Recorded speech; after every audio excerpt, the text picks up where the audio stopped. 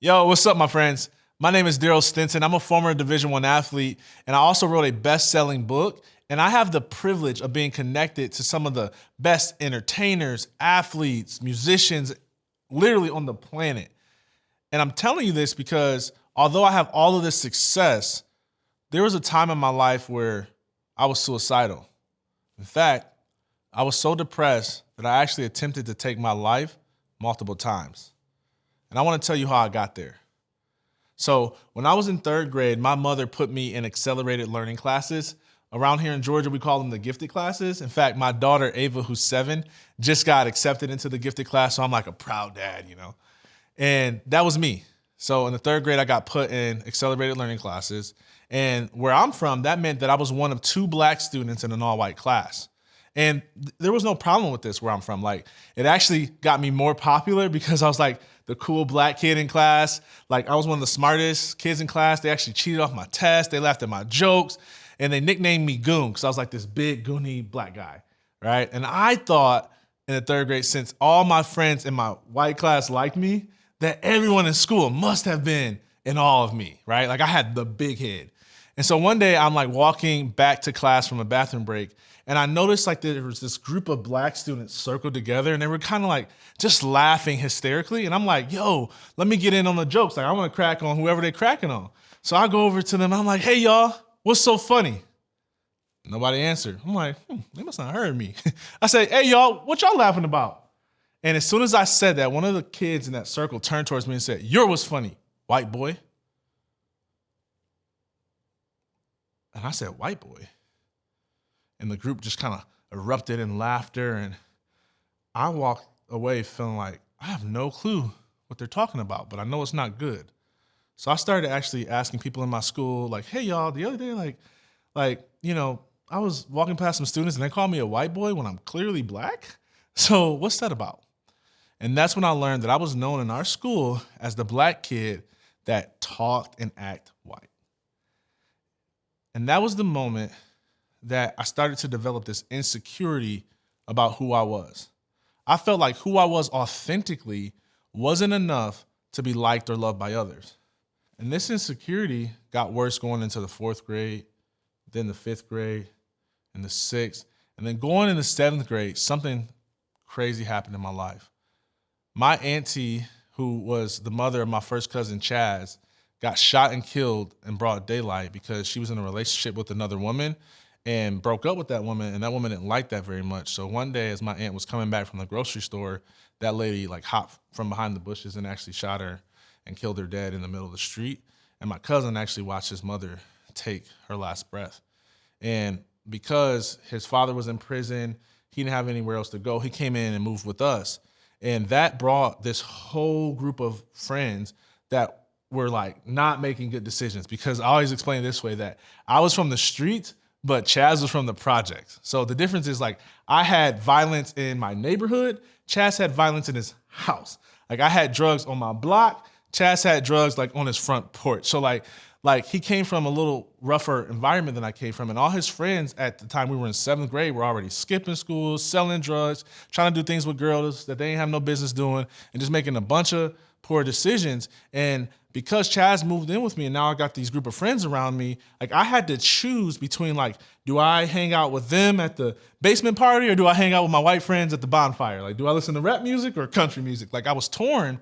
And so I just went with my people. I went with black people. And so I changed everything about myself to fit in with this black community. Because at the beginning, it was kind of, they calling me like, I was Chaz's cousin, and so I got to come around and hang out because I was his cousin, but they didn't really like me because I was like too much of a white boy. And so I just changed it up so I can fit in with them. So I literally, I changed the way that I talked. I changed the way that I dressed. I started skipping school, stopped applying myself in school. I started literally trying to sell drugs so that they can like me, get in fights so I can get respected. And you know what? It worked. They embraced me. Like, I got street cred. They called me Goon, like a different type of goon. I was like big beastie goon. And deep down inside though, y'all, I knew it wasn't me who they accepted. It was who I was pretending to be. But it was too late. I had gone too far. I couldn't just be like, hey, y'all, you know what? I'm not really about that life anymore. Like, I really want to go to school. Like it just wasn't something I could get out of. And so this just kept going on. And then going into like high school, I became very good at sports. So I was like ranked nationally and all this stuff. And what that did was sports became the vehicle that enabled me not to have to choose between the racial divide in my community. So I didn't have to choose between my white friends or my black friends because they didn't care if I went to the basement party or the bonfire, because all they cared about was that I was an elite athlete and they wanted to know how many points I scored and who I was going to play against and if I thought like, what college I was going to attend, like that type of thing. And so it kind of enabled me to kind of, not have to choose between this friend group. But then I still was like, sports became my identity. So instead of like the streets, it became sports. And so now fast forward, I get a full ride scholarship going into college and I was able to play there and play with some amazing people. In fact, two of my teammates, one Antonio Brown, who you probably know, and another one who you probably don't know, just won the Super Bowl with Tom Brady and the Bucs. So like fire up chips, we got another ring. But I was supposed to be one of those guys that played in the NFL because of my height, my speed, my talent, my ability. My coaches said it wasn't a matter of if I was going to go to the league, it was just a matter of when. And so one day when I was trying to impress everybody with how strong I was and how much I could squat, I actually came up and ruptured a disc in my back, and that ended my athletic career. And I actually had to have emergency surgery or my left leg was going to go paralyzed from the pinched nerve in my back. And that was it. And I had to figure out who I was without sports. But remember, I didn't know who I was. Sports had become my identity, and before sports was my identity, it was the street identity. And like before that, like I really didn't know if I was too white or too black. And so I had changed who I was for so long that I really didn't know who I was anymore.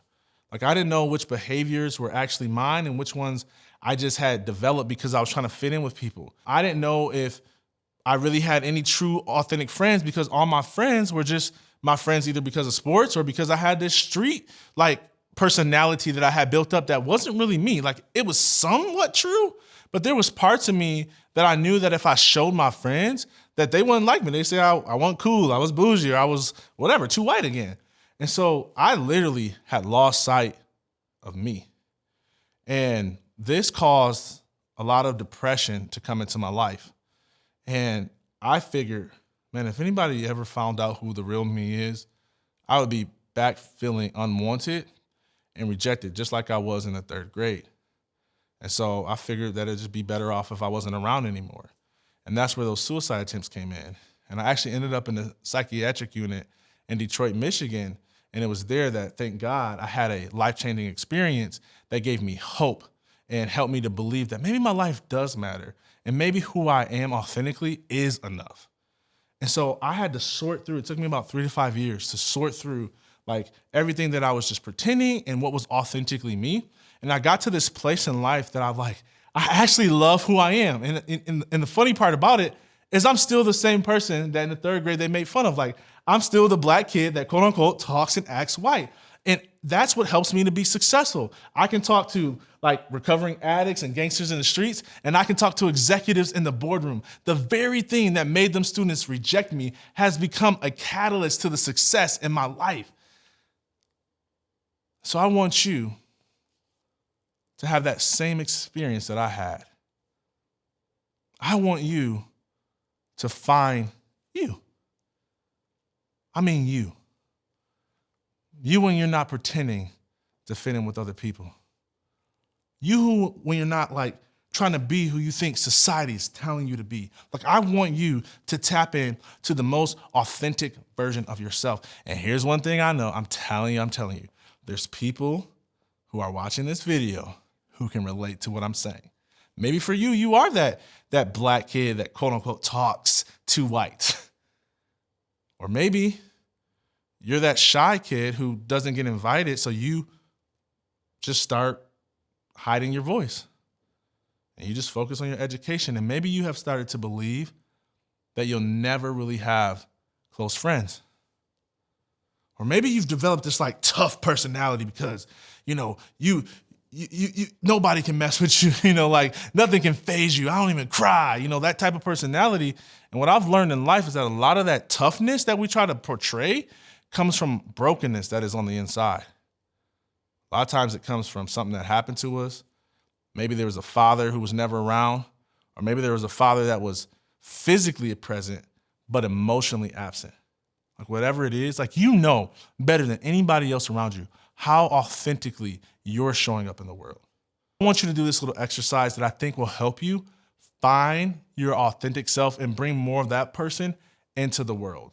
Because I've learned that it's better to be real and be rejected than to be fake and be accepted. Because when you're fake and you're accepted, you have to keep up that act for the rest of your life. And I'm trying to end that movie so you can be authentically who you are, so you don't end up in a place like I ended up, depressed, not knowing who you really are.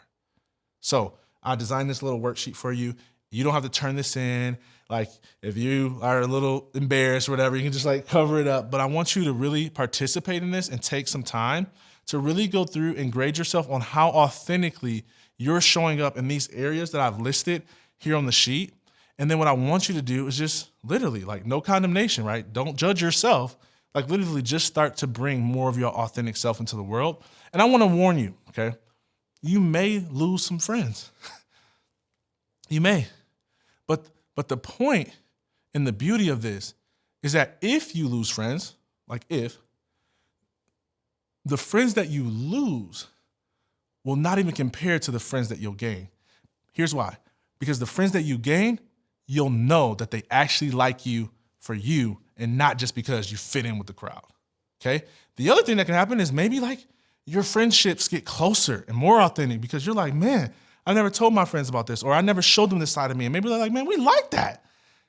Whatever it is, it's gonna work out in your good. And you owe it to yourself to bring the real you to the world. Because remember this, who you are is enough to accomplish everything that you desire. So that's it. Spend some time with your worksheet, and I hope like we can talk again. I hope I'll see you out and about in the community, but just take this seriously because I believe that this will change your life. Enjoy.